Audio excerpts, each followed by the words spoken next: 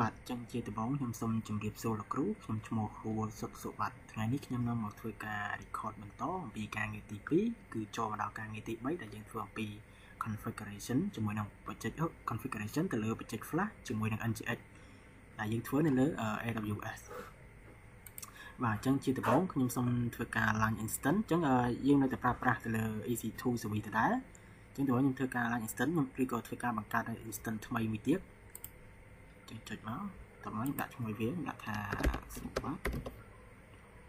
សវ័ត flash ដាក់ថា instance ទៅបាទយូរបន្ទូដដែលសម្រាប់កន្លែងនេះខ្ញុំយក version មួយនេះបាទជាមួយកន្លែងនេះខ្ញុំយកឡើងនេះបន្តិច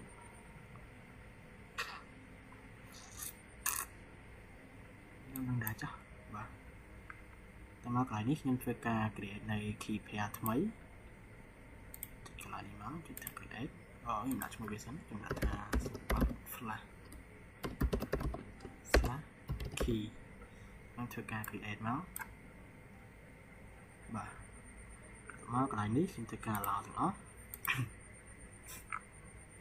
story នេះដាក់ថា30បាទចឹងតមកខ្ញុំបាទចឹងចូលមកដល់ចំណុចតខ្ញុំគាត់ធ្វើការ launch instance មកធ្វើការរងចាំវាបាទចឹងនេះកន្លែងនេះគឺជា instance ថ្មីរបស់ខ្ញុំវិញដែលមានឈ្មោះថា SWAT Flash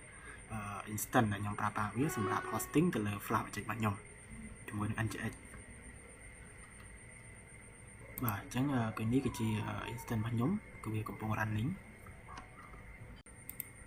បាទអញ្ចឹងបន្ទាប់មកខ្ញុំនឹងធ្វើការ config តែម្ដងទៅលើការងារ lab ទី3នេះអញ្ចឹងខ្ញុំប្រើប្រាស់ទៅលើ PowerShell នៅក្នុងការ remote ទៅលើការ configuration របស់ខ្ញុំអញ្ចឹងដំបូងខ្ញុំធ្វើការគេហៅថាធ្វើការ update ឬក៏ upgrade version អញ្ចឹងធ្វើការចូលមកចាំមកផ្លែចឹងកន្លែងនេះទៅរងចាំវាបន្តិចគូបាទអញ្ចឹងបន្ទាប់ពីធ្វើការ update ឬក៏ upgrade រួចហើយខ្ញុំធ្វើការ install Python ម្ដងធ្វើការចូលមកបាទអញ្ចឹងរងចាំវាបន្តិចសិនបាទអញ្ចឹងមកកន្លែងនេះខ្ញុំsẽធ្វើការ reboot វាបន្តិចធ្វើការបាទអញ្ចឹងតាមខ្ញុំធ្វើការ connect ចូលវិញ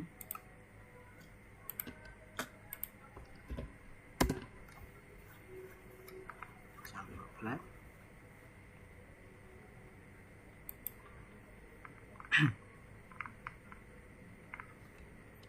បាទតទៅ reboot ហើយខ្ញុំធ្វើការចូលទៅកាន់ការ remote ខ្ញុំវិញចឹងហើយសូម clear ចោលសិន clear all slow ចឹងបន្ទាប់មកខ្ញុំធ្វើការ cd ហើយធ្វើការទៅ clone នៅបច្ចេកនៅក្នុង GitHub មួយនេះដែលលោកគ្រូបានផ្ញើឲ្យបាទទៅមកចឹងវានឹង clone ខ្ញុំធ្វើការ clone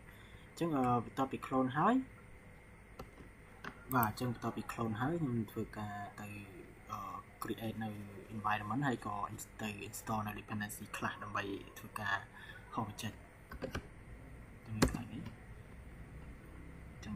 សូមចោលវាតិចសិនបាទចឹងយើងធ្វើការទៅ create នៅ environment ហើយនឹង install dependency បាទអញ្ចឹងបន្ទាប់ពី install ហើយនឹងលោតថា .vnv នៅកន្លែងនេះតោះមកខ្ញុំនឹងទៅធ្វើការ configure ទៅលើ environment variable របស់វាខ្ញុំប្រើប្រាស់ command មួយនេះតោះមកអញ្ចឹងកន្លែងនេះខ្ញុំធ្វើការកែបាទអញ្ចឹងចូលមកដល់កន្លែងនេះខ្ញុំសូមធ្វើការ edit វាតិចដើម្បីឲ្យវាមាន strong secret key អញ្ចឹងខ្ញុំសូមចោលសិនផាសនៅ event configure ថ្មី script ថ្មីតពីនេះហើយខ្ញុំធ្វើការចេញ Control X បាទអញ្ចឹងតើមកខ្ញុំទៅធ្វើការនៅ run នៅ command បន្ទាប់គឺធ្វើការនៅគឺទៅ run នៅ command សម្រាប់ run ខ្ញុំប្រើប្រាស់នៅពីនេះមករងចាំវាមកផ្លែបាទ bà trong tóm nhân thôi ca configure tích tôi sấn để sao vì mình cài error tích tôi đá trên trường này mà nhé tập việc lại năng hỏi làm tiếp đó bà đi chẳng vì là chỉ bà của trang cái này vì mình cài error tích tôi nhằm xong thôi ca viên tích sấn chẳng cái này đi sao như phải giải hỏi xong thôi ca flash app đặt nhưng thôi ca run app nào tiếp chấm chấm bà trên cái này thì sao hai chữ mình càng error tiếp trong nhóm xung hai chữ error nó security group trong nhóm xung thì chạy không everyone nhóm cho tất cả những máu tất cả security group trên security group bảo viết nhóm xung chạy mail lại xong toàn instant security group này là chứ securityนี้เนี่ยมีสารสิทธิ์โจทย์การเอาsecurity group เนาะตัวมือตัวเลยลันมีสารสิทธิ์จงนั่นแหละ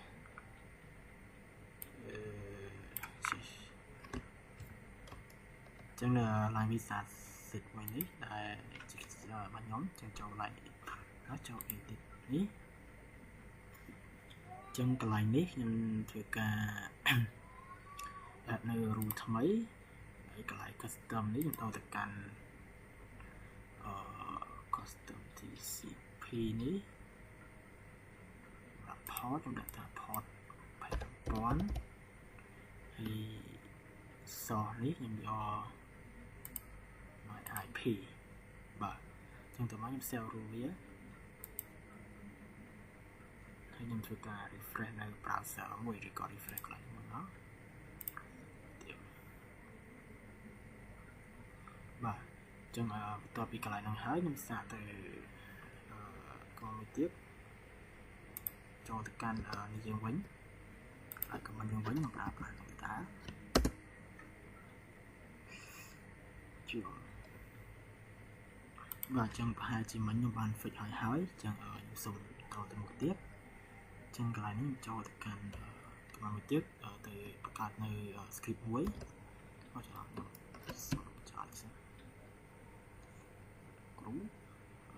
khó tích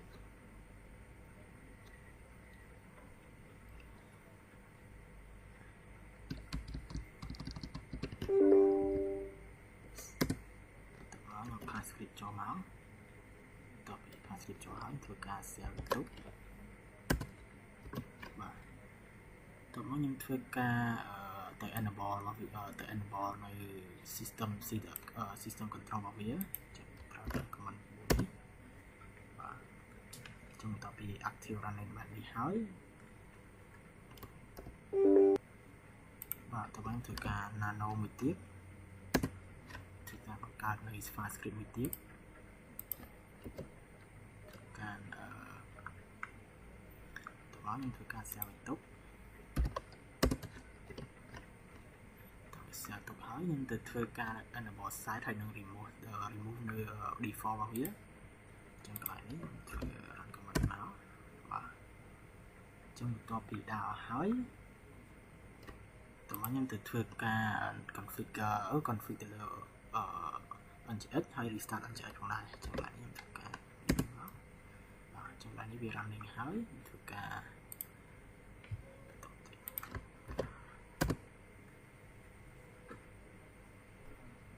บ่จังตัวมันยังส่งติดแต่ browser ติดchẳng lại nhất xong từ tệp browser tích cho tất cả nó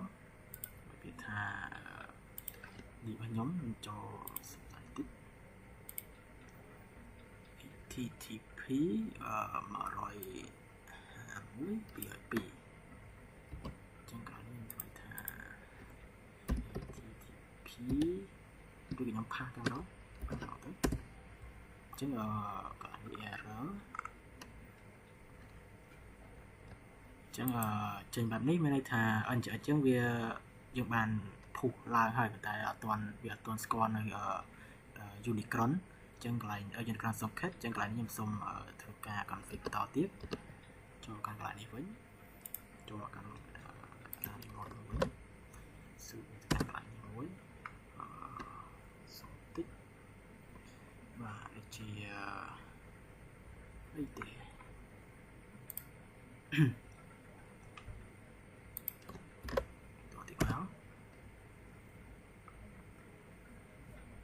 សូមធ្វើការ restart នៅ NGX តិច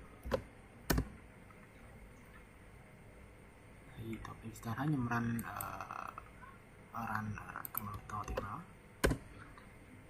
តពី run ហើយខ្ញុំទៅធ្វើការ test ម្ដងទៀតឬក៏យើងអាចធ្វើការ refresh ក៏បានដែរទៀតចុងទៅមកវាចូលមកខាងកន្លែងនេះបាទអញ្ចឹងដូចជាហោះបាននេះហើយវាហោះឡើងហើយវាហោះឡើងវាហោះបានខ្ញុំបានគេហៅថាពុះឡើងនៅ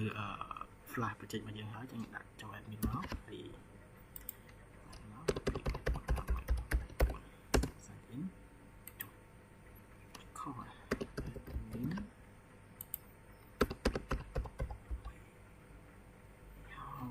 ព្រឹកខ្លាំង4បានsign in មកចុះខុសទៀតទៀតហើយជាខុសខ្លាំងadmin ផាចូលតាមម្ដងចុះបាទអញ្ចឹងកន្លែងនេះខ្ញុំបាន fix ហើយខ្ញុំធ្វើការ log in វាចូលបានហើយនេះគឺជា flash បច្ចេករបស់ខ្ញុំបាទគ្រូអញ្ចឹងពេលខ្ញុំ host អស់ហើយខ្ញុំបានភ្ជាប់វាជាមួយនឹង domain name របស់ខ្ញុំនេះឈ្មោះរបស់ខ្ញុំនេះ domain name នេះចឹងខ្ញុំបានភ្ជាប់វាជាមួយនឹង AWS flash បច្ចេករបស់យើងហើយចឹងខ្ញុំអាចចូលទៅកាន់ browser ខ្លះចូលមកបាទនេះគឺជា flash បច្ចេករបស់ខ្ញុំចឹងដោយសារខ្ញុំ log in ហើយខ្ញុំអាច log in ឲ្យបានម្ដងទៀតបាទអញ្ចឹងនេះគឺជា flash បច្ចេករបស់ខ្ញុំដែលខ្ញុំបានដាក់ domain បែបនេះបាទអរគុណលោកគ្រូសម្រាប់ការពិនិត្យទៅលើការងារលើកទី3របស់ខ្ញុំនេះ